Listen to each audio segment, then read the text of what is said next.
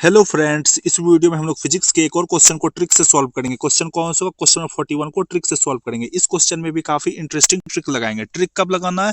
Trick तब लगाना है जब एक्चुअल मेथड से क्वेश्चन सॉल्व करना नहीं आता है। अगर एक्चुअल मेथड से क्वेश्चन सॉल्व करना आता है तब एक्चुअल मेथड से क्वेश्चन को सॉल्व करोगे, तब ट्रिक नहीं लगाओगे। पहले जो क्वेश्चन एक्चुअल मेथड से सॉल्व हो जाता है उस सभी को एक्चुअल मेथड से सॉल्व कर लोगे।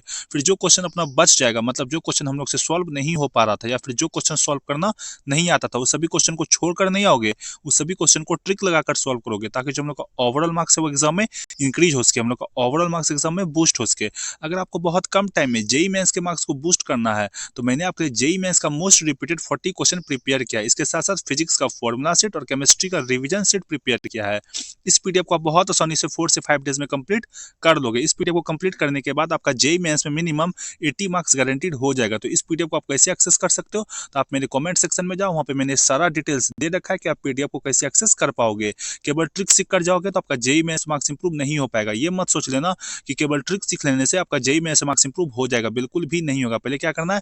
पहले जेई मेंस का जो मोस्ट रिपीटेड 40 क्वेश्चन है, फिजिक्स का जो फॉर्मूला सेट और केमिस्ट्री का जो रिवीजन सेट है, सभी को पहले 4 से 5 डेज में कंप्लीट करना है, जिसको आप बहुत आसानी से 4 से 5 डेज में कंप्लीट कर लोगे। इसमें आपको कोई भी प्रॉब्लम नहीं होगा। पीडीएफ को एक्सेस करने के लिए आप मेरे कमेंट सेक्शन में जा सकते हो, लेकिन पीडीएफ को एक्सेस जरूर कर लेना। पीडीएफ आपके लिए काफी यूजफुल रहेगा, ठीक है। अब इस क्वेश्चन में काफी इंटरेस्टिंग ट्रिक लगाएंगे।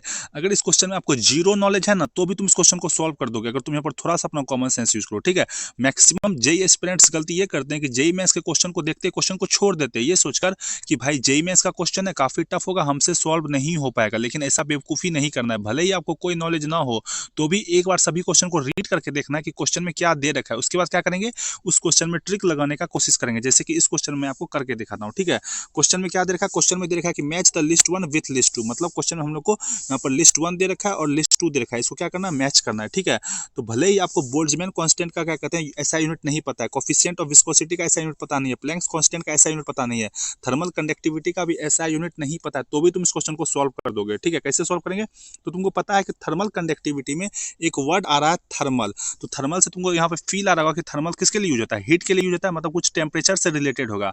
तो तुमको पता है कि टेम्परेचर का जो एसआई यूनिट होता है, टेम्परेचर का जो एसआई यूनिट होता है वो क्या होता है? वो होता है केल्विन। तो चूंकि थर्मल कंडक्टिविटी में एक वर्ड थर्मल आ रहा है, तो इसके एसआई यूनिट में केल्विन होना चाहिए, ठीक है। तो केल्विन तो केवल दो में दे रखा है, एक लिस्ट टू के क्या कहते हैं केवल दो में दे रखा है, एक क्या कहते हैं टू में दे रखा है केल्विन, और एक थ्री में दे रखा है। तुम यहाँ पर देखो टू में केल्विन दे रखा है और थ्री में भी केल्विन दे रखा है। तो तुमको पता है कि थर्मल कंडक्टिविटी में एक वर्ड थर्मल आ रहा है, तो थर्मल तो क्या कहते हैं टेम्परेचर से रिलेटेड क्या कहते हैं टर्म है, ठीक है। तो इसके यूनिट में क्या कहते हैं केल्विन आना चाहिए, क्योंकि टेम्परेचर का यूनिट क्या होता है? केल्विन होता है, ठीक है। तो केवल टू और थ्री में ही केल्विन दे रखा है, तो डी का हाईली चांस है कि वो टू या फिर थ्री से मैच होगा। डी किससे मैच होगा? डी या फिर क्या कहते हैं टू से मैच होगा अपना, या फिर डी जो अपना थ्री से मैच होगा। इसी दोनों में से किसी एक से मैच होने वाला है, ठीक है। अगर तुम यहाँ पर सभी ऑप्शन पे ध्यान से ऑब्जर्व करो तो ऑप्शन नंबर वन में डी टू से मैच हो रखा है, तो ये हो सकता है। पर ऑप्शन नंबर टू में तुम देखो, अगर तुम यहाँ पर ऑप्शन नंबर टू में देखो तो ऑप्शन नंबर टू में डी वन से मैच हो रहा है, जो कि कोई चांस ही नहीं, क्योंकि वन में कोई भी केल्विन नहीं दे रखा है, ठीक है। डी फोर से मैच हो रहा है, इसका भी होने का चांस नहीं है। क्यों? क्योंकि फोर में भी कोई भी केल्विन नहीं दे रखा है और डी वन से फिर से मैच हो रहा है, तो वन में कोई भी केल्विन नहीं है। तो केवल एक ही ऑप्शन बचता है, ऑप्शन नंबर वन, जिसमें क्या कहते हैं केल्विन आ रहा है, क्योंकि डी टू से मैच हो रहा है, तो टू में केल्विन है। तो क्या कहते हैं उस बेसिस पर क्या करोगे? ऑप्शन नंबर टू को एलिमिनेट कर दोगे, ऑप्शन नंबर थ्री को एलिमिनेट कर दोगे, ऑप्शन नंबर फोर को एलिमिनेट कर दोगे। यहाँ पे हमने तीन ऑप्शन को एलिमिनेट कर दिया, क्योंकि क्योंकि थर्मल कंडक्टिविटी में एक वर्ड थर्मल आ रहा था, तो थर्मल तो अपना टेम्परेचर से रिलेटेड टर्म है, तो उसके एसआई यूनिट में केल्विन आना चाहिए। तो केवल क्या कहते हैं डी टू से या फिर थ्री से मैच हो सकता था, तो केवल ऑप्शन नंबर वन में ही डी क्या कहते हैं दे रखा है, जिसमें डी जो है टू से मैच हो रखा है। तो उस बेसिस पर क्या करेंगे? ऑप्शन नंबर वन को यहाँ पर तुम गेस करोगे। अगर तुम यहाँ पर ऑप्शन नंबर वन को गेस करोगे तो आपका करेक्ट भी हो जाएगा, क्योंकि अगर तुम यहाँ पर आंसर चेक करो तो आंसर हम लोग का ऑप्शन नंबर वन ही दे रखा है। तो इस तरीके से क्वेश्चन को सॉल्व करना है, ठीक है। हालांकि अगर आपको प्लैंक्स कांस्टेंट के बारे में पता हो, अगर आपको प्लैंक्स कांस्टेंट के बारे में पता हो तो भी इस क्वेश्चन को तुम सॉल्व कर दोगे, क्योंकि देखो बोल्ट्जमैन कांस्टेंट थोड़ा सा क्या कहते हैं टफ है, कोफिशिएंट ऑफ विस्कोसिटी भी थोड़ा सा टफ है, और थर्मल कंडक्टिविटी भी थोड़ा सा टफ है, लेकिन प्लैंक्स कांस्टेंट बहुत ईजी होता है, इसके बारे में बहुत लोग को पता होता है कि तो तुम यहाँ पे बहुत इजीली वे में प्लैंक्स कांस्टेंट का एसआई यूनिट निकाल सकते हो। कैसे निकालोगे? तो तुमको एक फॉर्मूला पता होगा कि एनर्जी जो होता है, एनर्जी इज इक्वल टू क्या होता है? एच इंटू वी होता है, ठीक है। एच इंटू वी होता है, ठीक है। तो यहाँ पर एच जो होता है वो क्या होता है? वो होता है प्लैंक्स कांस्टेंट। यहाँ पर एच क्या होता है? यहाँ पर एच जो है वो प्लैंक्स कांस्टेंट होता है, ठीक है। तो यहाँ से तुम इंप्लाई करके लिख सकते हो कि एच इज इक्वल टू क्या हो जाएगा? ई अपॉन वी हो जाएगा। यहाँ पर वी क्या है? यहाँ पर वी जो है फ्रीक्वेंसी है, ठीक है। यहाँ पर वी क्या है? फ्रीक्वेंसी है, ठीक है। तो यहाँ से तुमको पता है कि एनर्जी का जो यूनिट होता है, एनर्जी का यूनिट क्या होता है? एनर्जी का यूनिट होता है जूल, और क्या कहते हैं यहाँ पर वी फ्रीक्वेंसी का यूनिट होता है पर सेकंड। तो जूल पर सेकेंड, ठीक है, जूल अपॉन पर सेकेंड। तो जब तुम इसको सॉल्व करोगे तो ये आ जाएगा जूल सेकेंड, ठीक है, जब तुम इसको सॉल्व करोगे तो क्या आ जाएगा जूल सेकेंड हो जाएगा। मतलब जो प्लैंक्स कांस्टेंट का यूनिट होगा वो क्या होगा जूल सेकेंड होगा।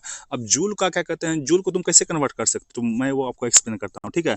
तो तुमको पता होगा काइनेटिक एनर्जी के बारे में कि काइनेटिक एनर्जी जो होता है वो क्या होता है, काइनेटिक एनर्जी जो होता है वो होता है हाफ mv²।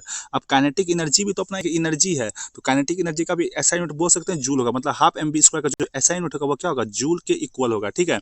अब तुमको पता है यहाँ पर m क्या है, मास है, तो मास का यूनिट क्या हो जाएगा kg हो जाएगा। और यहाँ पर v क्या है, वेलोसिटी है, यहाँ पर v क्या है, यहाँ पर v वेलोसिटी है, तो वेलोसिटी का यूनिट क्या होता है मीटर पर सेकंड, लेकिन यहाँ पे वेलोसिटी पर स्क्वायर है तो बोल सकते हैं ये हो जाएगा मीटर स्क्वायर पर सेकंड स्क्वायर।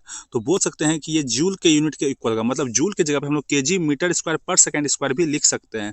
तो क्या कहते हैं हम लोग यहाँ पे क्या करेंगे, तो यहाँ जो प्लैंक्स कांस्टेंट का यूनिट हमने कैलकुलेट किया जूल सेकंड, इसकी जगह क्या लिख सकते हैं, इसकी जगह हम लोग लिख सकते हैं क्या चीज़ kg, इसकी जगह क्या लिख सकते हैं हम लोग, इसकी जगह हम लोग लिख सकते हैं क्या कहते हैं kg मीटर स्क्वायर पर सेकेंड स्क्वायर इंटू सेकेंड कर देंगे, इंटू क्या कर देंगे सेकेंड कर देंगे, ठीक है। जब तुम इसको सॉल्व करोगे तो क्या आएगा, इसको सॉल्व करोगे तो क्या आएगा kg मीटर स्क्वायर और ये हो जाएगा पर सेकेंड, ठीक है। जब तुम इसको डायमेंशन में कन्वर्ट करोगे तो क्या कहते हैं केजी की जगह पे क्या लिख सकते हो, केजी की जगह पे तुम लिख सकते हो डायमेंशन में केजी को किस रिप्रेजेंट करते हैं, एम से रिप्रेजेंट करते हो, तो ये हो जाएगा एम। फिर यहाँ पे क्या कहते हैं मीटर स्क्वायर है तो इसको क्या कहते हैं डायमेंशन में कैसे लिख सकते हैं एल स्क्वायर लिख सकते हैं। फिर यहाँ पर एस है तो सेकेंड है बेसिकली, तो सेकेंड को क्या कहते हैं डायमेंशन में टी से रिप्रेजेंट करते हैं, तो ये हो जाएगा टी टू दी पावर -1। मतलब कि प्लैंक्स कांस्टेंट का जो डायमेंशन होगा वो क्या होगा M L square T to the power -1। तो M L square T to the power -1 जो है वो किस ऑप्शन में दे रखा है, वो केवल ऑप्शन नंबर 1 में दे रखा है। केवल ऑप्शन नंबर 1 पे अगर तुम यहाँ पर फोकस करो तो केवल ऑप्शन नंबर 1 में दे रखा है M L square T to the power -1। मतलब यहाँ पर सी जो होगा अपना 1 से मैच होने वाला है। तो किस ऑप्शन में सी 1 से मैच हो रखा है, ऑप्शन नंबर 1 में तुम देखो सी 1 से मैच हो रखा है, और ऑप्शन नंबर क्या कहते हैं 3 में भी सी 1 से मैच हो रखा है। तो उस बेसिस पर तुम 2 और 4 को एलिमिनेट कर सकते हो, ठीक है। तो यहाँ पर 1 और 3 में भी गेस कर सकते हो, ठीक है। तो इस तरीके से 2 ऑप्शन एलिमिनेट कर सकते हैं। अगर आपको प्लैंक्स कांस्टेंट के बारे में नहीं भी पता है तो मैंने आपको इससे पहले बता रखा है, तो भी तुम क्वेश्चन को क्या कहते हैं सॉल्व कर सकते हो थर्मल कंडक्टिविटी में, क्योंकि थर्मल वर्ड जो है वो टेम्परेचर से क्या कहते हैं रिलेट होगा। तो उसमें क्या एक यूनिट जो होगा वो केल्विन आना चाहिए। तो केवल क्या कहते हैं डी जो अपना 2 या फिर 3 से मैच होगा, तो केवल ऑप्शन नंबर 1 में क्या है डी अपना 2 से मैच हो रखा है। तो उस बेसिस पर ऑप्शन 2, ऑप्शन 3, ऑप्शन 4 को एलिमिनेट कर दिया था और ऑप्शन नंबर 1 को यहाँ पर गेस कर दिया। तो दोनों तरीका से तुम सॉल्व कर सकते हो, ठीक है। तो इस तरीका से पेपर को अटेम्प्ट करना है। अगर आपको वीडियो पसंद आए तो प्लीज वीडियो को लाइक कीजिए, चैनल को सब्सक्राइब कीजिए। Thank you.